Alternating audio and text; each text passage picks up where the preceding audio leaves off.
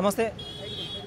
ఏదైతే గిరిజన కార్పొరేషన్ కారుణ్య నియామకాలు 1994 నుంచి ఆపేసి మాకెవరికి వారసత్వ ఉద్యోగాలు ఎవరికి ఇవ్వట్లేదు, ఇతరత్న కారణాల వల్ల కొన్ని హెల్త్ ప్రాబ్లం వల్ల ఒక 60 మంది పైగా మేము చనిపోవడం జరిగింది. వారికి అందరికీ కారుణ్య నియామకాలు ఇప్పటివరకు చేపట్టలేదు. దానికి సంబంధించి మాకు ఉద్యోగాలు ఇవ్వకుండా మమ్మల్ని ఇబ్బంది పెడతా ఉన్నారు. కొంచెం ఎగ్జిక్యూషన్ మాత్రమే ఇచ్చి చేతులు దులుపుతున్నారని చెప్పేసి కూడా బాధితులు ఇక్కడికి ప్రజాభవన్కి రావడం జరిగింది. ఒకసారి మాట్లాడదాం. ఎంతమంది ఉన్నారు, ఇప్పటివరకు మంత్రిని కలిసారా, లేకపోతే ఏమంటున్నారు, అక్కడ స్థానిక ఉన్న ఎమ్మెల్యే కావచ్చు, లీడర్లు కావచ్చు, ఎంతమంది ఉన్నారు మీరు? మేము 64 మంది ఉన్నాము. మా నాన్నగారు ఎం సమ్మయ్య గిరిజన సహకార సంస్థలు సేల్స్మెన్గా విధి నిర్వహణలో మరణించారు.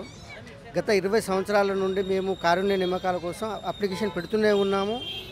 పై అధికారులకు మేము పంపిస్తున్నామని చెప్తున్నారు, కానీ దాని మీద సరి అయిన రెస్పాండ్ ఇవ్వడం లేదు జీసీసీ వారు. మన గత ముఖ్యమంత్రి గారు దయతో కారుణ్య నియామకాలు చేపట్టండి, చనిపోయిన వారికి ఉద్యోగాలు ఇవ్వాలి, వారి హక్కు అని చెప్పారు. కానీ గిరిజన సహకార సంస్థ వారు వారి మాటలను పట్టించుకోకుండా చనిపోయిన వారి పిల్లలకు ఏమాత్రం న్యాయం చేయకుండా వారిని అసలు ఆఫీసులోని కూడా రానివ్వకుండా చేస్తున్నారు. మేము 64 మంది 104 మంది ఉన్నాము మొత్తం. దాంట్లో ఒక 30 మందిని 2008 నుండి 2016 వరకు వాళ్ళకి మాత్రమే ఇచ్చారు. మా జీసీసీలో 1994 నుండి మేము సీరియల్ వైజ్గా ఉన్నాం సార్. 94 నుండి 1 by 1 ఇలా 124 మంది ఉన్నాం. మధ్యలో వాళ్ళకి ఇచ్చేసి 94 నుండి 2008 వారిని విడిచిపెట్టారు. 2008 తర్వాత ఇచ్చేశారు. 2008 నుండి 2016 వరకు ఇచ్చారు. మళ్ళీ 2016 నుండి 2025 వరకు కూడా ఇప్పటివరకు ఇవ్వలేదు. సో మేము కోరుకునేది ఏమిటంటే మా తల్లిదండ్రులు కూడా చాలని జీతాలతో 1500, 1600 జీతాల మీద గిరిజన సహకార సంస్థ గిరిజనులకు సేవలు చేశారు సార్. అసలు నడవడానికి దారి లేదు. ఆ రోజులలో సేవ చేశారు. అటువంటి ఎందుకు మాకు కారుణ్య నియామకాలకు మేము ఎలిజిబుల్ కాదా? ఎక్స్గ్రేషియాకి ఎలిజిబుల్. ఆ ఎక్స్గ్రేషియా కూడా 20,000, 30,000. ఈ రోజులలో 20,000, 30,000 ఎక్స్గ్రేషియాతో ఎవరు బ్రతుకుతారు? సో దయచేసి గౌరవ ముఖ్యమంత్రి గారు, మేము కూడా గిరిజన బిడ్డలమే, మా తల్లిదండ్రుల ఉద్యోగాల కోసం మేము కూడా అర్హులమే. ఎక్స్గ్రేషియాకు అర్హులం అన్నప్పుడు ఉద్యోగానికి కూడా అర్హులమే కదా. మా మీద దయచేసి మాకు ఉద్యోగ అవకాశం కల్పించాలని మేము గౌరవ ముఖ్యమంత్రిని కోరుకుంటున్నాం సార్. మీది ఉద్యోగం అంటే మీకు రావాల్సింది ఎప్పుడు రావాల్సింది? మీకు 2008 ముందా, లేకపోతే 2008 తర్వాత? 2008కి ముందే, వారికంటే ముందే మాకు రావాలి సార్. అది 2008. మా నాన్న 2002లో చనిపోయారు సార్. విధి నిర్వహణలో చనిపోయారు. అప్పటి నుండి మేము తిరుగుతూనే ఉన్నాం. ఉద్యోగం కావాలంటే లేదు, అప్పుడు జీవో లేదు అని చెప్పారు సార్. జీసీసీ నష్టాల బాటలో ఉందని చెప్పారు సార్. ప్రజెంట్ జీసీసీ లాభాల బాటలో ఉంది. అయినా కానీ జీసీసీలో మేము పై అధికారులకు తెలియజేస్తామని చెప్పారు సార్. ఇప్పటివరకు తెలియజేసి కొంతమందికి మాత్రం ఇచ్చారు. అసలైన అర్హులకు ఇవ్వకుండా తర్వాత వారికి ఇవ్వడం ఏంటి సార్? అది సీరియల్ వైజ్ మాకెందుకు సీరియల్ అలాట్ చేశారు? మాకు ఇస్తామని ఎందుకు చెప్పి ఆశలు పెట్టి 20 ఏళ్ళుగా మమ్మల్ని ఆఫీస్ చుట్టూ తిప్పుకుంటూ ఇప్పుడు లేదు, మీకు 20,000, 30,000 ఎక్స్గ్రేషియా తీసుకుని ఉండిపోండి అని చెప్తున్నారు. ఇప్పుడు 2008 తర్వాత ఏదైతే ఉన్నదో వాళ్ళు ఎంతమంది ఉన్నారు? వాళ్ళు ఒక 30 మంది ఉన్నారు సార్. అది 2008 నుండి 2016 వరకు 30 మందికి ఇచ్చారు సార్. ఇంకా 20 మంది వాళ్ళు ఉన్నారు. 2016 నుండి 2025 వరకు ఇంకొక 20 మంది ఉన్నారు సార్. అంతకు ముందు వల్ల మేము 48 మంది ఉన్నాం. మొత్తం 68, 70 మంది ఉన్నాం సార్. మీదే 2008 ముందే మీరే ఎక్కువ మంది ఉన్నారు? ఎక్కువ మంది ఉన్నాం సార్. మాకు మాత్రం ఇప్పటి వరకు ఎటువంటి ఉద్యోగం ఇవ్వలేదు సార్. కాబట్టి దయచేసి గౌరవ ముఖ్యమంత్రి గారు మాకు ఉద్యోగ అవకాశం కల్పించి, మేము గిరిజన బిడ్డలమే, గిరిజన పిల్లలమే, మేము కోరుకునేది ముఖ్యమంత్రి గారిని ఒకటే సార్, మాకు కూడా ఉద్యోగ అవకాశం కల్పించండి. మీది ఎక్కడి నుంచి వచ్చారు? నేను ఉట్నూరు డివిజన్ నుంచి వచ్చాను. మా వాళ్ళు చనిపోయింది 2001లో. సో అప్పటి నుంచి గత కొన్ని సంవత్సరాలుగా పోరాడుతూనే ఉన్నాము. ఇంకా ఏదైతే భరోసా ఇవ్వలేదు, ఇప్పటి వరకు భరోసా ఇవ్వలేదు. 20,000 ఎక్స్గ్రేషియా ప్రకటించిన ప్రభుత్వం నిన్ను ఎక్స్గ్రేషియాకి అర్హుడైనప్పుడు ఉద్యోగానికి ఎందుకు అర్హుడు కాకూడదు? అంతే కదా. ఇప్పుడు మేము నా పేరుంది అంటే నేను ఉద్యోగానికి కూడా అర్హున్నే. సో ఎందుకు ప్రకటించలేదు ఉద్యోగం? ఈ 30 మంది మాత్రమే స్పెషల్ ఎందుకు? ఇంకా 64 మంది ఎందుకు కాదు? మేము ఎందుకు కాకూడదు? వాళ్ళే ఎందుకు అయ్యారు? సో దీనికి రీజన్ చెప్పలేము. మేము సీతక్క గారికి గత 5 సంవత్సరాలుగా కలుస్తూనే ఉన్నాము. గత ఎమ్మెల్యేగా ఉన్నప్పుడు కలిసాము, మంత్రిగా ఉన్నప్పుడు కలిసాము, ఇంకా సంబంధిత అధికారులను చుట్టూ తిరుగుతూనే ఉన్నాము. మా కాళ్ళు అరిగినాయి కానీ మా చెప్పులు అరిగినాయి కానీ ఇంకా మాకు అసలు మా పేరు అనేది అసలు టేబుల్ మీద ఉందా లేదా అని ఇప్పటికీ డౌటే.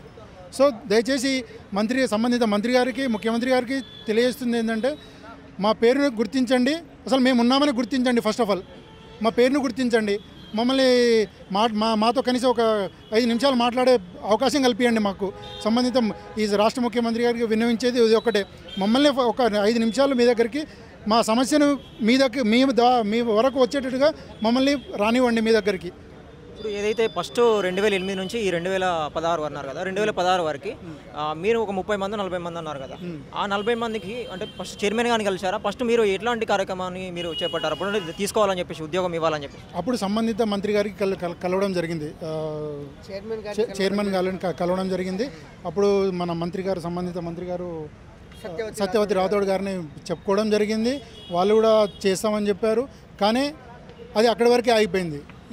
ఏదైతే అప్పుడు మేడం ఎండి మేడం గారు ఉన్నారు, వాళ్ళు ఒక పర్టికులర్ ఈ 2008 నుంచి 2016 వరకు ఇంతమందిని మాత్రమే జీవో పాస్ చేసి 30 మందిని డిపార్ట్మెంట్లోకి తీసుకోవడం జరిగింది. సో మేము క్వశ్చన్ చేసాము, ఎందుకు ఈ 30 మంది మాత్రమే, మిగతా వాళ్ళు ఎందుకు కాకూడదు? అప్పటి నుంచి 94 నుంచి 2028 వరకు ఉన్నారు కదా, ఉమ్మడి ఆంధ్రప్రదేశ్లో ఉన్నప్పుడు ఉమ్మడి ఆంధ్రప్రదేశ్ అన్నారు. 2008 నుంచి కూడా ఉమ్మడి ఆంధ్రప్రదేశ్ కదా, 2014 రాష్ట్రం ఏర్పడింది, వాళ్ళకి ఇచ్చారు, మేమెందుకు కాదు?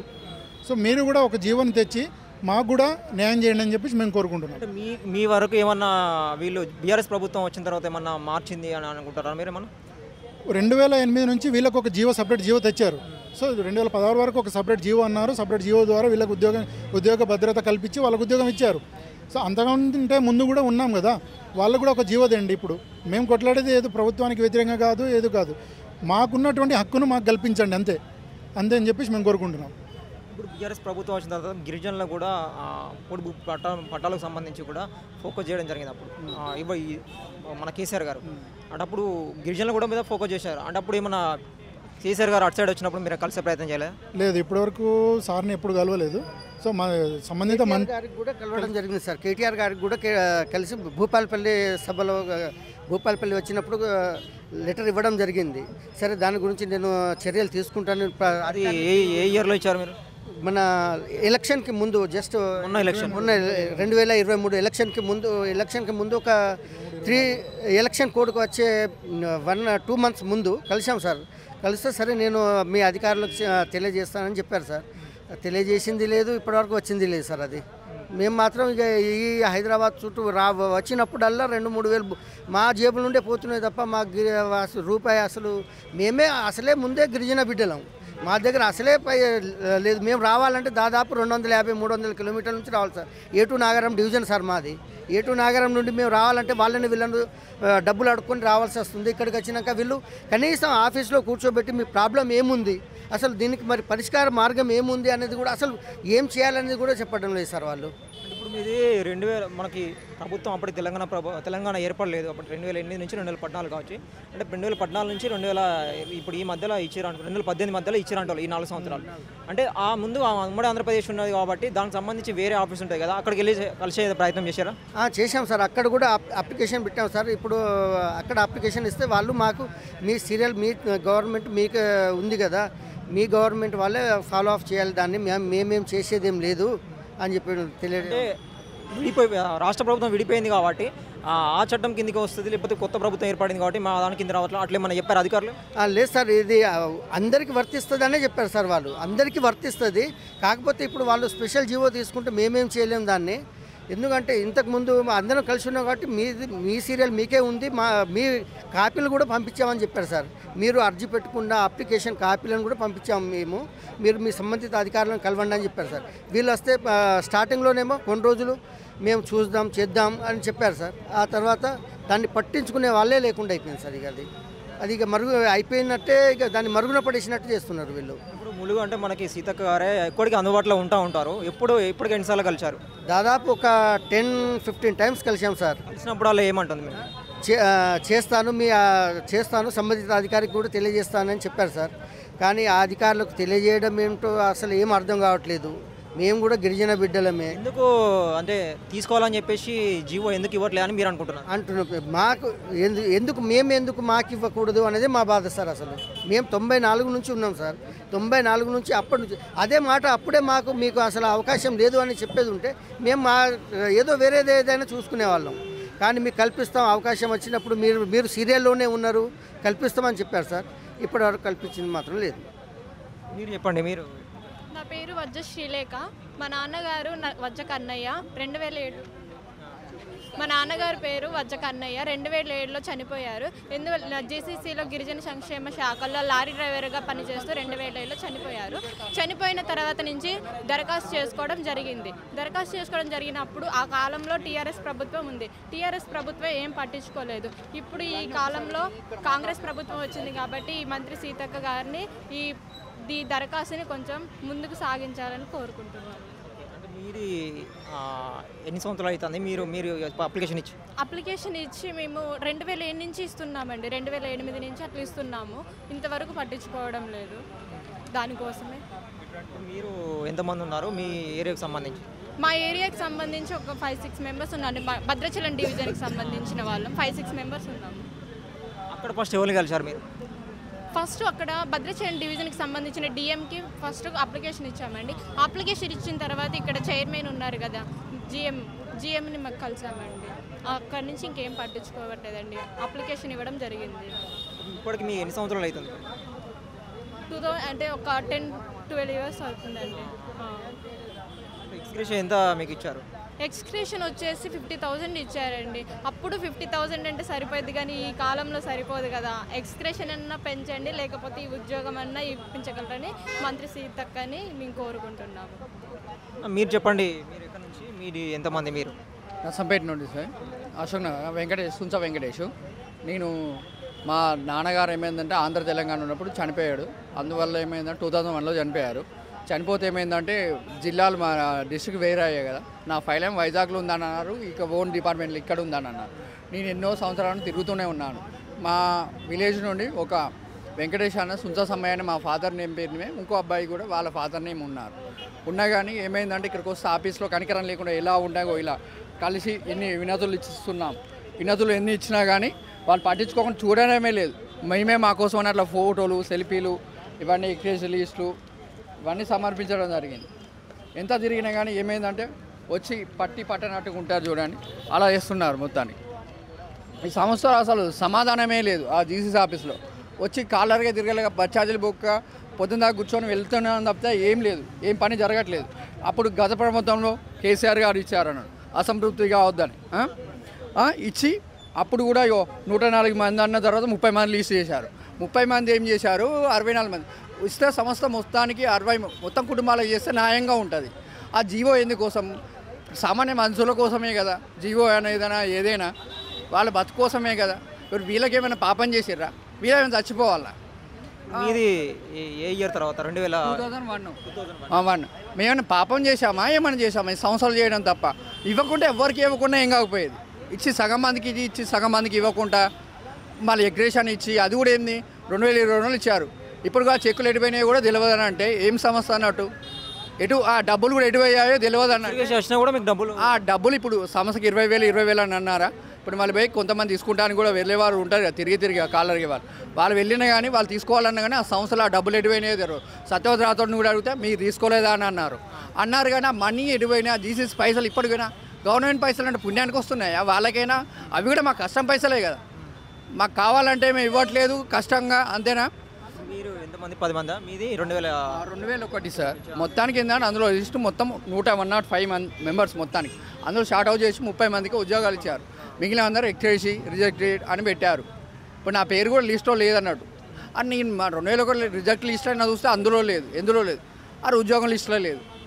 ఎందుకు లేదని అంటేమో చెప్పట్లేదు. ఆ సిస్టమ్ కాదు, ఏదైనా ఉన్నా కానీ చేస్తే ఒక జీవో అనేది అందరు తెలిసేలా చేయాలి, కానీ తెలియకుండా చేసేదైతే కాదు కదా. అని చేస్తే ఏమైందని అందరికీ న్యాయం చేయండి. పోయినప్పుడల్లా ఇప్పుడు మీరు చూపెట్టారు కదా, ఇది ఏదైతే మీరు కలిసారో అప్లికేషన్ ఇవ్వడానికి, ఆ పోయినప్పుడల్లా ఏం చెప్పారు మీకు? ఏం చెప్పారంటే అప్లికేషన్ తీసుకొని అయితే చేస్తాం, ఇప్పుడైతే ఏం లేదు ఈ సంస్థలో చేసేది కూడా, అది ఉట్టిగా ఊరికే ఇచ్చారు జీవో అని చెప్పారు కొంతమంది. సీతారామ నాయక్ సార్ కొంచెం అంది ఐఆర్ ఆఫీసర్లను కూడా అడిగినా కానీ అలా చెప్పారు. హరీష్ రావుని కలిసాము, ఆ కేటీఆర్ని కలిసాము, రేవంత్ రెడ్డి గారిని కూడా గత ప్రభుత్వం వాళ్ళ రాకముందేమో సార్ వాళ్ళ ఆఫీస్ దగ్గరికి వెళ్ళి కలిసాం. సీతక్క గారేమో ములుగులోనే కలుస్తున్నాము మా ఏరియా కాబట్టి కొంచెం. ఆ మేడం గారేమో మా ప్రభుత్వం వచ్చాక చూస్తాం చేస్తామని అన్నారు. ఇప్పటికైనా కొంచెం కళ్ళు వేసుకొని కొంచెం చేస్తే ఇంకొక ఎన్ని సంవత్సరాలు, ఒక్కొక్కరికి 34 సంవత్సరాలు 30 సంవత్సరాలు వస్తాయి. చేసే సర్వీస్ కూడా ఒక 20 సంవత్సరాలు చేస్తాం కాదు. దాని తర్వాత ఏమే ఒక్కొక్క కుటుంబానికి ఆధారం అన్నట్టు ఒక పెద్ద దిక్కు వల్ల కొంచెం కాపాడుకున్నాం అనేది మాకు రావడం కోసమే దీన్ని అడిగేది. ఆ ఉద్యోగం అనేది మన హక్కు కాబట్టి, హక్కులలో ఉంది కాబట్టి అందుకోసమే అడుగుతున్నాను. ఇప్పుడు ఏమన్నారు? మీరు అందరూ కలిసి ఇచ్చారు కదా, ఇప్పుడు ఏమన్నారు? ఇప్పుడే సార్ ఇప్పుడు ఏమైందంటే చర్చిస్తాం చేస్తామని అంటున్నారు అంతే తప్పితే కానీ ఇంకా కలవడానికి కూడా ఎక్కువ టైం ఇవ్వట్లేదు. వస్తేమో వీళ్ళని వెళ్ళగొట్టేస్తున్నారు. అంటే ఆఫీస్ వాళ్ళు ఒక్కొక్కరు వీళ్ళంటే వాళ్ళ పేరు మీద చెప్తారు, వాళ్ళంటే వీళ్ళని చెప్తున్నారు. తప్పించుకోవడానికి చూస్తున్నాడు తప్పితే కానీ పని అయితే జరగట్లేదు సార్. చివరి మా నాన్నగారు 2553 ఆ ఐడి నెంబర్ ఇప్పటికి కూడా ఇక్కడ ఐఆర్ ఆఫీస్ నుండి హైదరాబాద్ నాకు ఒక లెటర్ వచ్చింది. కానీ ఇక్కడ ఫైల్ లేదంటున్నారు. ఫైల్ లేదంటే వైజాగ్ వెళ్ళాలంటేమో చెప్పట్లేదు. వైజాగ్ వాళ్ళు అడిగితేమో వాళ్ళకి బద్ధకమై మీరు చూడకుండా ఉంటున్నారు కాబట్టి వాళ్ళకి చూడలేకపోతున్నారు, మీరు అడగలేకపోతున్నారు. అంటే అక్కడ ఐఆర్ ఆఫీస్ కాబట్టి చదువుకున్న వాళ్ళని ఎడ్యుకేట్ వాళ్ళని ఎలా తీవ్రంగా దీనికి సంబంధించి ఫైల్స్ అన్నీ అక్కడే ఉన్నాయా? ఫైల్స్ ఉన్నాయి సార్. ఇప్పుడు కూడా అంటే రేపు చేస్తాం ఎల్లుండి చేస్తాం అంటున్నారు. హాలిడేస్ పెడుతున్నారు, ఒకరు పడితే ఒకరు హాలిడేస్ పెడుతున్నారు. పెట్టి చేస్తే మాది ఇప్పుడు ఎక్కడి నుండి సార్ 2001 నుండి 2009లో ఒక జీవో వచ్చింది సార్. 2008లో లీజ్ చేశారు చూడండి. ఒక లీజ్ చేసినప్పుడు దాని లీజుదే చేసిన వాళ్ళు ఎలా అంటే దాన్ని ఫైండ్ అవుట్ చేయడానికి కూడా ఒక 5 సంవత్సరాలని ఇప్పటికైనా పేరు రాలేదు. అప్పటి నుండి తిరుగుతున్నా. వాళ్ళకి ఎందుకు వచ్చిందో అది ఎందుకు రాలేదు ఇప్పటికంటే ఇప్పుడు 20 మందికి ఇచ్చేది ఉన్నది కదా, వాళ్ళకి ఇచ్చేది ఉన్నదంటే ఇప్పుడు అందులో వేకెన్సీస్ ఏమో ఒక 174 వేకెన్సీసే ఉన్నాయి సార్. ఓన్లీ అవుట్సోర్సింగ్స్ తరపునే చేపిస్తున్నారు. ఇప్పుడు వేరే వాళ్ళని ఏమన్నా అవుట్సోర్సింగ్ కింద చేసుకున్నారా లేకపోతే అట్లనే ఉన్నాయి సార్. రెగ్యులర్ వాళ్ళు ఉంటే లీస్ట్ అనేది చూపెట్టామని చెప్పండి. అన్రెగ్యులర్ వారు ఉన్నారు కాబట్టి ఆ లీస్ట్లో మమ్మల్ని ఫిల్ చేయమని. ఇప్పుడు ఏమైనా మా సంస్థ కట్ట అందులో 10,000 వచ్చినా ఎంత వచ్చినా చాలు. ఏమైందంటే మా నారగాండ దాన్ని గుర్తింపుకుంటానికి వాళ్ళ ఆత్మధైర్యాన్ని ఉంచుకోవడానికి తప్పితే ఇంకేం లేదు సార్.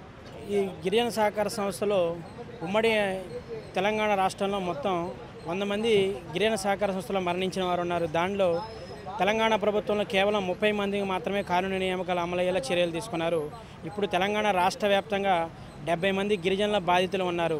ఆ బాధితుల దరఖాస్తులు కూడా ఇంకా పెండింగ్లోనే ఉన్నాయి. ప్రతి ఒక్కరికి కూడా ఎక్స్గ్రేషియా నామినల్ ఎక్స్గ్రేషియా ప్రకటించారు. 20,000 రూపాయలు ఎక్స్గ్రేషియా ప్రకటించారు. ఆ రోజు ఆ ఎక్స్గ్రేషియా ప్రతి ఒక్క బాధితులు కూడా తిరస్కరించడం జరిగింది. అప్పటి నుంచి కూడా మంత్రి సీతక్క గారికి ఎక్స్గ్రేషియా తిరస్కరించిన విషయం కూడా మేము ఆ రోజే ఎక్స్గ్రేషియాను తిరస్కరిస్తున్నామని చెప్పి ఆ ప్రతిపక్షంలో ఉన్నప్పుడు ఎమ్మెల్యే గారి దృష్టికి తీసుకెళ్ళాము. కాంగ్రెస్ ప్రభుత్వం రాగానే ప్రతి ఒక్కరికి బాధితులకి అమలయ్యాలని చర్యలు తీసుకుంటామని ఆ రోజు హామీ ఇచ్చారు. కానీ ఇప్పటివరకు ఎటువంటి స్పందన లేదు. గిరిజనుల ఆవేదన ఒక్కటే, ఈరోజు జరిగే గిరిజన సహకార సంస్థ యాజమాన్య మీటింగ్ ఏదైతే ఉందో దాంట్లో తెలంగాణ రాష్ట్ర గిరిజన సహకార సంస్థలో ఎక్స్గ్రేషియా ప్రకటించి ఎవరైతే బాధితులు తిరస్కరించారో వారికి కూడా కారుణ్య నియామక ఉద్యోగాలు అమలయ్యేలా చర్యలు తీసుకోవాలని బాధితులు కోరుకుంటున్నారు. ఇది ఏదైతే గిరిజన శాఖ కోఆపరేటివ్ సొసైటీ ఉన్నదో దానిలో వారసత్వంగా వచ్చిన ఉద్యోగాలు ఎవరైతే ఇతరత్ర కారణాల వల్ల చనిపోయిన ఉద్యోగులు ఎవరైతే ఉన్నారో వాళ్ళకి ఇవ్వకుండా 2004 నుంచి 2008 వరకు ఇవ్వలేదు. 2008 నుంచి 2014 వరకు మాత్రమే కొంతమందికి ఇచ్చారు. మొత్తం 105 మంది ఈ వారసత్వం రావాల్సిన ఉద్యోగాలు అయితే ఉన్నాయి. కేవలం ఎక్స్గ్రేషియా మాత్రమే ఇస్తున్నారు. మాకు ఉద్యోగాలు ఇవ్వట్లేదు. ఎన్నిసార్లు కలిసినా మేము మంత్రం కలిసినాం, ఇటు లోకల్లో ఉన్న కార్పొరేషన్ చైర్మన్ కలిసినాము, అప్లికేషన్ ఇప్పటికీ 10 సార్లు కలిసినాము, సీతక్క గారిని కూడా 10 సార్లు కలిసినామని కూడా చెప్తా ఉన్నారు. ఏదేమైనా ప్రభుత్వం వీళ్ళకైనా కనికరం చూపించి ఉద్యోగమే వాళ్ళ దిక్కు, వేరే పని చేసుకుంటే మామూలుగా వ్యవసాయం చేసుకుంటారు, లేదంటే భూమి ఉంటే భూమి చేసుకుంటారు. సో దీని మీద ఒకసారి గిరిజన శాఖ మంత్రికి సంబంధించి సీతక్క గారు దృష్టి పెట్టాలి, ఖచ్చితంగా దీని మీద రెస్పాండ్ కావాలని చెప్పేసి కూడా బాధితులు కోరుతా ఉన్నారు. వీడియో జర్నలిస్ట్ శివతో రాజు, ప్రజాభవన్.